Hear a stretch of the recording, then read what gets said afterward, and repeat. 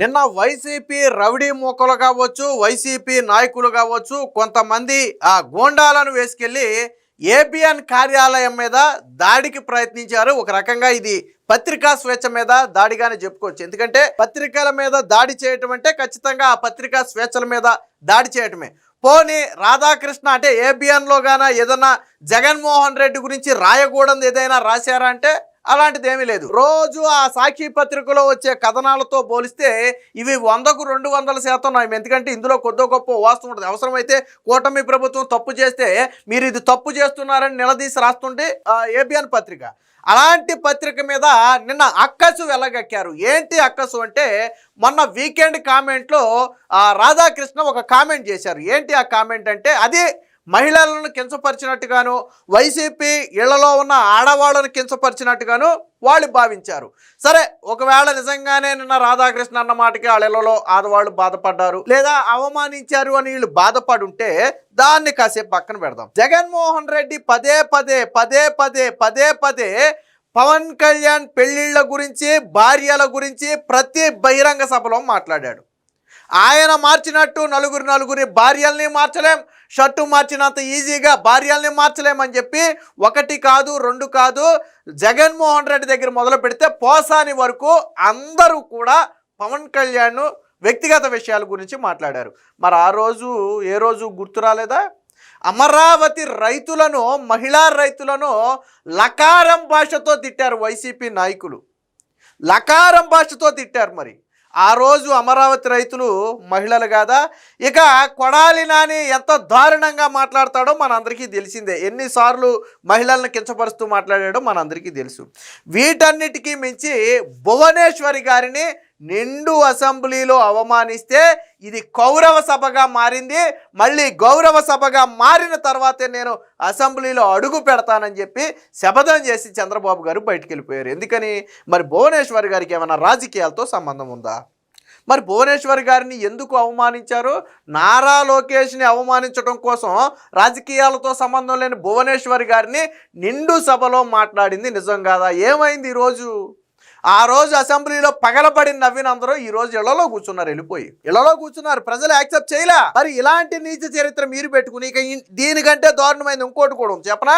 ఏంటంటే వర్రా రవీంద్రారెడ్డి తెలుసు కదా, భారతీరెడ్డి పిఏగా వాళ్ళు చెప్తారు. సరే, అవునా కాదా కాసేపు పక్కన పెడితే వైసీపీ కార్యకర్త నాయకుడు వర్రా రవీంద్రారెడ్డి పెట్టిన పోస్ట్ ఏంటో తెలుసా? షర్మిల రాజశేఖర్ రెడ్డికి పుట్టలేదు, ఎవరికి పుట్టిందో విజయమ్మని అడగండి, ఎప్పటి వరకు సొంత చెల్లిగా భావించాడు, ఇక నుంచి అసలు చెల్లే కాదు జగన్మోహన్ రెడ్డికి అని చెప్పి ఒక పోస్ట్ పెట్టాడు. మరి ఏం చేయాలి జగన్మోహన్ రెడ్డి? సొంత చెల్లిని అవమానిస్తూ ఎవరికి పుట్టిందో విజయమ్మని అడగమని దారుణమైన పోస్ట్ పెడితే నువ్వు పవర్లో ఉన్నప్పుడు ఏం చేయాలి? నువ్వు మక్కిలు ఎరగొట్టి తీసుకొచ్చి బొక్కలు వేయాలి కదా. వేసావా? వేయలా. ఇకపోతే సునీత మీద అత్యంత దారుణమైన విమర్శలు చేయించారు. సునీత మీద, వివేకా కూతురు సునీత మీద అత్యంత దారుణమైన విమర్శలు చేస్తే ఏపీలో పోలీసులు కేసు తీసుకోకపోతే ఆ వ్యాఖ్యలకు షర్మిల, సునీత ఇద్దరు కలిసి తెలంగాణలో కేసు పెట్టారు. ఇది కదా మన చరిత్ర. సొంత చెల్లిని ఎవరికి పుట్టిందో అడగమని నీ కార్యకర్తలు రాతలు రాస్తే మిన్నుకుండిపోయి చూసినటువంటి చరిత్ర నీది. ఏంటి రాధాకృష్ణ ఇందులో రాసిన వ్యాఖ్య ఏంటంటే, ఇక్కడ బేసిక్గా అది సెటైర్. అంటే పాపం వైసీపీ వాళ్ళ మతిస్థిమితం సరిగ్గా లేకపోవడం వల్ల లేదా మావిగన్ ఫెయిల్యూర్ని డైవర్ట్ చేయడం కోసమో తెలియదు కానీ వాళ్ళు బేసిక్గానే మావిగన్ ఫెయిల్యూర్ని డైవర్ట్ చేయడం కోసం ఏం దొరుకుద్దా అని ఎదురు చూస్తుంటే సరిగ్గా సమయానికి ఆ ఏబిఎన్ వీకెండ్ కామెంట్లోని ఒక పాయింట్ దొరికింది. దాన్ని పట్టుకుని రచ్చ చేస్తున్నారు. వాస్తవానికి ఇదంతా డైవర్షన్ పాలిటిక్స్. ఎందుకంటే ఇప్పుడు నేను చెప్పిన వాటితో పోలిస్తే అసలు రాధాకృష్ణ మాట్లాడింది విమర్శే, 100కు 100% విమర్శ. ఏ మహిళను కించపరచల.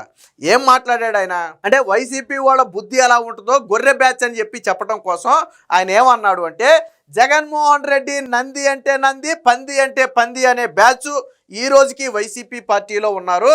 వాళ్ళు ఎలా ఉన్నారు అంటే, రేపటి రోజున జగన్మోహన్ రెడ్డి మీ భార్యలు కాదు అంటే చెల్లెళ్ళుగా భావించి పెళ్లి సంబంధాలు చూడటానికి కూడా వెనుకాడని వెన్నెముక లేని బ్యాచ్ వైసీపీలో ఉన్నారు అని ఒక వ్యాఖ్య చేశాడు.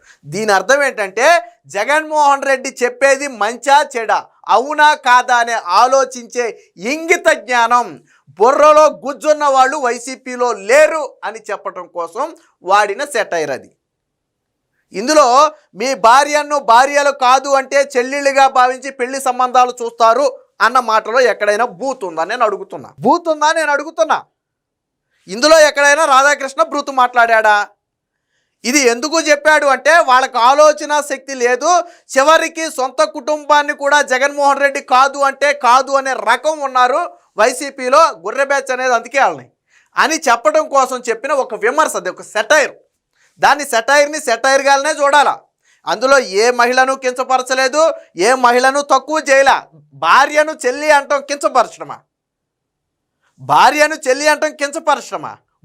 అది బూత ఎలా అయింది? బూత్ నాకు అర్థం కాల. అందులో బూత్ ఏముంది? మీరు బూత్లా భావించారు, ఏం బూత్ ఉంది అందులో? అంటే ఇదంతా కేవలం డైవర్షన్ పాలిటిక్స్.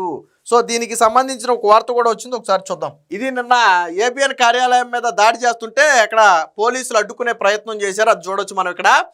బూత్ నేతల రోతగోల, వీకెండ్ కామెంట్ పై పిచ్చ రచ్చ, వైసీపీ నేతల మానసిక స్థితిని చెప్పటమే ఆ వ్యాఖ్యల ఉద్దేశం. అదే చెప్పా, వైసీపీ నేతలకి ఆలోచన శక్తి లేదు అని చెప్పే ఉద్దేశంలో భాగంగా విమర్శనాత్మకమైనటువంటి సెటైర్ అది. దాన్ని పట్టుకుని వీళ్ళు బూతు ఏది బూతు?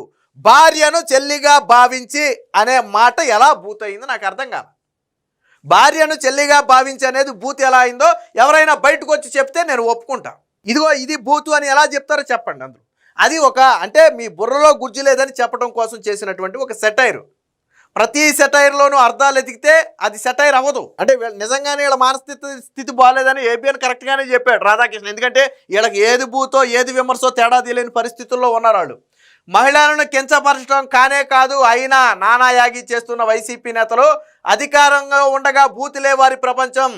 చంద్రబాబు, పవన్, లోకేష్ పై నిత్యం దూషణలు, నోరు తెరిస్తే లం ముం కో ముతక పదాలే. తమ్మినేను నుంచి పోసాని వరకు అందరిది అదే వరుస.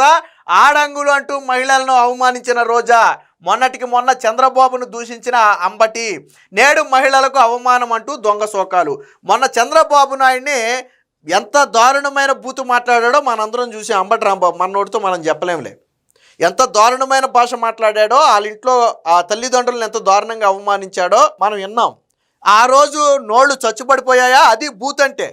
అంబటి రాంబాబు మాట్లాడారు చూసారా మన చంద్రబాబు గారి మీద, అది బూత్ అంటే. ఇది విమర్శ. భార్యను చెల్లిగా భావించి అనేది విమర్శ. మొన్న అంబటి రాంబాబు మాట్లాడింది బూతు. ఆ రోజు నోళ్లు మోగపోయాయి. అంబటి రాంబాబుకి మద్దతుగా మాట్లాడారు. చంద్రబాబు గారి ఇంట్లో ఆడవాళ్ళను విమర్శిస్తే తప్పు అని చెప్పాల్సింది పోయి ఆ రోజు మద్దతుగా నిలబడి ఈ రోజు మాత్రం ఇది బూతు అని చెప్పి వైసీపీ నేతలు బయటకు వచ్చారు. కేవలం డైవర్షన్ పాలిటిక్స్. అంబటి రాంబాబు మాట్లాడినప్పుడు తప్పు రాంబాబు, నువ్వు అలా మాట్లాడి ఉండకూడదు. చంద్రబాబు గారిని విమర్శించడానికి వాళ్ళ ఇంట్లో తల్లిదండ్రులను ఎందుకు విమర్శిస్తున్నావు? చంద్రబాబు గారి తల్లి ఏం చేసింది? నువ్వు అంత పెద్ద బూతు అసలు మాట్లాడకూడదు అని చెప్పి చెప్పాలి కదా. ఆ రోజు మోగబోయారా? ఆ రోజు కమ్మగా ఉందా? ఈ రోజు విమర్శ అయింది. అది భువనేశ్వరిని దూషించి లేని వివాదాన్ని సృష్టించి రాద్ధాంతం చేస్తున్న ఇదే వైసీపీ నేతలు అధికారంలో ఉండగా చేసిందేంటి? శాసనసభలోనే చంద్రబాబు గారి సతీమణి భువనేశ్వరి గారిని అవమానించేలా మాట్లాడలేదా? ఇది భరించలేక చంద్రబాబు గారు ఇది గౌరవ సభలా మారింది, గౌరవ సభలోనే అడుగు పెడతా అని ప్రతిజ్ఞ చేసి బయటికి నడిచారు. విలేకరుల సమావేశంలో ఇదే అంశం ప్రస్తావనకు వచ్చినప్పుడు తన రాజకీయ చరిత్రలోనే ఎన్నడూ లేని విధంగా వెక్కి ఏడ్చారు.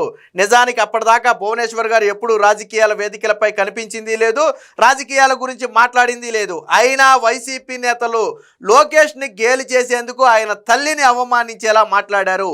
ఇది వారి చరిత్ర. ఇక పవన్ కళ్యాణ్ను రాజకీయంగా ఎదుర్కోవటం మాని జగన్ నుంచి పోసాని వరకు పెళ్ళాళ్ళు అంటూ అడ్డగోలుగా వ్యాఖ్య చేశారు. మరి ఇది తప్పు కాదని ఎలా అనిపించిందో నాకు అర్థం కాల. జగన్తో రాజకీయంగా విభేదించినందుకు, న్యాయంగా దక్కాల్సిన కుటుంబ ఆస్తుల్లో వాటా అడిగినందుకు సొంత చెల్లి షర్మిలను వదలలేదు. ఆమె పుట్టుక పైన వ్యాఖ్యలు చేసి తల్లి విజయలక్ష్మిని అవమానించేలా వైసీపీ వాళ్లే పోస్టులు పెట్టారు. అయినా జగన్ కిక్కురుమనలేదు. ఇది వైసీపీ ఘనత. అలాంటి వైసీపీ నేతలు ఏబిఎన్లో ప్రసారమైన వీకెండ్ కామెంట్లో మహిళలను అవమానించారంటూ గగ్గోలు పెడుతున్నారు. బూతుపై పేటెంట్ తీసుకున్న పార్టీ నేతలే ఆందోళనలు, ధర్నాలు చేయడానికి పిలుపునిచ్చారు అని చెప్పి ఒక వార్త రాశారు. వాస్తవానికి నిన్న ఏబిఎన్లో వాళ్ళు కూడా మాట్లాడుతూ చెప్పింది ఏంటంటే, కొంతమంది పరిచయం ఉన్న వైసీపీ నేతలు ఫోన్ చేశారంట. ఫోన్ చేసి ఇది సడన్గా మాకు రాత్రికి రాత్రి పురమాయించారు, మీరు ఎట్టి పరిస్థితుల్లో తెల్లారిపాటికి ఏబిఎన్ ఆఫీస్ దగ్గరికి ఒక 200-300 మందిని వేసుకెళ్ళి అక్కడ దాదాపు 1-2 గంటల పాటు అయినా హైడ్రామా సృష్టించాలి, మన సాక్షిలో ఫుల్గా కవరేజ్ వచ్చేలాగా సోషల్ మీడియా టేకప్ చేసేలాగా మీరు అక్కడ ప్లాన్ చేయండి, కొద్దిగా దురుసుగా ప్రవర్తించండి, అడ్డుకునే ప్రయత్నం చేస్తారు, అయినా కానీ మీరు దురుసుగా ప్రవర్తించండి అని చెప్పి వాళ్ళకి ఆదేశాలు ఇస్తే వీళ్ళకి మైండ్ బ్లాక్ అయిందంట. వీళ్ళేంద్ర బాబు తెల్లారేపాటికి హైదరాబాద్ వెళ్ళిపోవాలంటున్నారు, ఇప్పుడుకిప్పుడు హైదరాబాద్ ఎక్కడ బయలుదేరేది, జనాన్ని ఎక్కడ పోగేసేది అని వైసీపీ నేతలు తలలు బాదుకుని ఏపీ నుంచి జనాన్ని తీసుకురావడానికి అవక ఎంతమందిని తీసుకొస్తారు కారులో మహాభారతి 3 పడతారు 4 పడతారు, ఎంతమందిని తీసుకొస్తామని చెప్పి ఇక్కడ పాపం తెలంగాణలోనే కొంతమందిని అద్దెకు కిరాయికి పురమాయించుకున్నారంట. ఒక 50 మందినో 100 మందినో మనం ఏదో మీటింగులకి తీసుకెళ్తాం కదా జనాన్ని, అలాగే ఇక్కడ ఒక 50 మందినో 100 మందినో పురమాయించుకుని అక్కడ నుంచి నాయకులు మాత్రమే కారులు వేసుకుని వచ్చారు. అందుకనే మీకు కార్యకర్తలు ఎవరు వైసీపీ కార్యకర్తలు కనపడరు, అందులో నాయకులు మాత్రమే కనపడతారు, మిగతా వాళ్ళంతా తెలంగాణకి చెందిన వాళ్ళు, ఆ కాసేపు నిలబడాలని చెప్పి. అందులో కొంతమంది భయపడ్డారంట, ఈ ధర్నాలు రాష్ట్రోకాలంటే కేసులు అరెస్టులు ఉంటే మీరు రావని. మీకేం భయం లేదు, అలాంటిది ఏమి ఉండదు, గంట సేపు బయటే ఉంటాం, మనం బయటే ఫ్లే కార్డులు పట్టుకుని నిరసన వ్యక్తం చేసి వెనక్కి తిరిగి వచ్చేయడమేనని చెప్పి వాళ్ళతో చెప్పి తీసుకెళ్లారంట. ఇది వాళ్ళ చరిత్ర. అంటే మావిగన్ ఇష్యూని డైవర్ట్ చేయటం కోసం జగన్మోహన్ రెడ్డికి ఇది ఒక ఆయుధంలాగా దొరికింది. అందుకని ఏం చేశాడు, రాత్రికి రాత్రి వైసీపీ నేతలకు ఆదేశాలు ఇస్తే పాపం వాళ్ళు సచ్చి తిని తినక అర్ధరాత్రి బయలుదేరి తెల్లారి గంటలకల్లా ఏబిఎన్ ఆఫీసుకి చేరుకున్నారు. అది కూడా మళ్ళీ అందరూ ఒక చోట ఆగి అందరూ పోగైన తర్వాత మళ్ళీ ఒక్కొక్కడు వెళ్తే తీసుకెళ్ళి ఎక్కడ బొక్కలేస్తారని భయం వీళ్ళకి తెలంగాణ పోలీసులు. అందుకని అందరూ వచ్చేదాకా ఆగి సగ గుంపుగా ఒకేసారి ఏబిఎన్ ఆఫీస్ దగ్గరికి వెళ్ళి ఫ్లే కార్డులు పట్టుకుని ఇవన్నీ రెడీ చేసుకున్నారనమాట. రాత్రికి రాత్రి రెడీ చేసి ఫ్లే కార్డులు అయ్యి నాకు తెలిసి సాక్షి ఆఫీస్ నుంచి పట్టుకొచ్చుంటారు ఆ ఫ్లే కార్డులు గీ కార్డులు అన్నీ కూడా.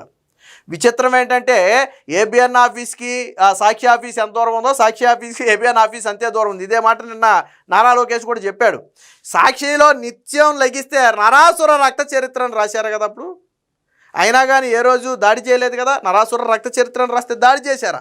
నిత్యం నువ్వు లెగిస్తే చంద్రబాబు గారి మీద, పవన్ కళ్యాణ్ మీద, లోకేష్ మీద దారుణమైన రాతలే కదా, అసత్య రాతలు, ఫేక్ రాతలే కదా, అయినా ఏ రోజు వెళ్ళలేదే. నీకు నిజంగా వీకెండ్ కామెంట్లో మాట్లాడింది తప్పు అనిపించింది నీకు అనిపిస్తే నువ్వు లీగల్గా నోటీసులు, లీగల్గా వెళ్ళి తప్పులేదు, నువ్వు లీగల్గా ఒక నోటీస్ ఇవ్వు, దీనికి వివరణ ఇమ్మని అడుగు. ఒకవేళ ఆ వివరణతో నువ్వు సంతృప్తి చెందకపోతే అప్పుడు లీగల్గా ముందుకెళ్ళి తప్పులేదు. కానీ వీళ్ళు లీగల్గా వెళ్ళే దమ్ము లేదు. నిన్న ఎందుకు లీగల్గా వెళ్ళలేదు, ఎందుకు స్టేషన్లో కేసు పెట్టలేదు? మరి ఏబిఎన్ రాధాకృష్ణ మాట్లాడింది తప్పు అని లీగల్గా ఎందుకు వెళ్ళలేదు అంటే కోర్టు మొహం మీద కొడద్ది. ఏమయ్యా, తల్లిని చెల్లిగా భావించి, భార్యను చెల్లిగా భావించి అంటే అందులో బూత్ ఎక్కడుందని చెప్పి కోర్టులు మెట్టితో కొడతాయని భయమేసి వీళ్ళు లీగల్గా వెళ్ళాలి కదా. నువ్వు అంత ధర్నాలు రాష్ట్రోకాలు చేసే బదులు లీగల్గా కొట్టు. నీకు బలగం ఉంది కదా, నీకు బలగం ఉంది. జగన్మోహన్ రెడ్డి బాగా డబ్బు ఉన్న మనిషి, లీగల్గా ఆరితేరిన మనిషి, అన్నింటిలోనూ ఆల్రెడీ ఆయన కేసుల్లో ఉన్న పెద్ద లాయర్లు ఉన్నారు. ఒక లాయర్ను పట్టుకుని లీగల్గా వెళ్ళొచ్చు కదా, వెళ్ళలేరు. ఎందుకంటే అది నిలబడదు, వాళ్ళకు కూడా తెలుసు. కానీ సాక్షికి సోషల్ మీడియాకి కంటెంట్ కావాలి కాబట్టి ఏబిఎన్ ఆఫీస్ ముందు ధర్నాలు. ఇంతకీ విషయం ఏంటంటే మావిగన్ ఇష్యూని డైవర్ట్ చేయడానికి ఎంతకాలం డైవర్ట్ చేస్తారు? ఈ రోజు డైవర్ట్ చేస్తారు, రేపు డైవర్ట్ చేస్తారు, ఎల్లుండా ఏం చేస్తారు? అప్పుడేం చేస్తారు? వీళ్ళు లెగిస్తే వీళ్ళు మాట్లాడేది పచ్చిబూతులు. పోనీ వీళ్ళు ఏమైనా శుద్ధపోసలా అంటే వీళ్ళ నాయకులకు ఉన్న పేర్లే బూతు నాయకులు, వీళ్ళ పార్టీ పేరే బూతు పార్టీ. వీళ్ళు మళ్ళీ ఇతరులను విమర్శించు. రాధాకృష్ణ మాట్లాడిన దాంట్లో తప్పు ఎక్కడుంది? భార్యను చెల్లిగా భావించి మళ్ళీ పెళ్లి సంబంధాలు చూడటానికి కూడా వెనకాడరు అంటే వీళ్ళ బుర్రలో గుజ్జు ఉండదు అని చెప్పడం కోసం చెప్పిన విమర్శ. అది ఎక్కడుంది? అందులో బూత్ ఎక్కడుంది? నాకు అర్థం కాల. మొత్తంగా మావిగన్ ఇష్యూని డైవర్ట్ చేయడం కోసం నిన్న వైసీపీ ఆ డ్రామాను అయితే ఆడింది. కానీ 2 తెలుగు రాష్ట్రాల్లో ఈ వైసీపీ డ్రామాను ఎవరు నమ్మే పరిస్థితి లేదు. జగన్మోహన్ రెడ్డి మావిగన్ ట్రోల్స్ నుంచి డైవర్ట్ చేయడం కోసం సోషల్ మీడియాని వీళ్ళు వాడిందే నిన్న ఏబిఎన్ ఆఫీస్ మీద దాడి చేస్తాం.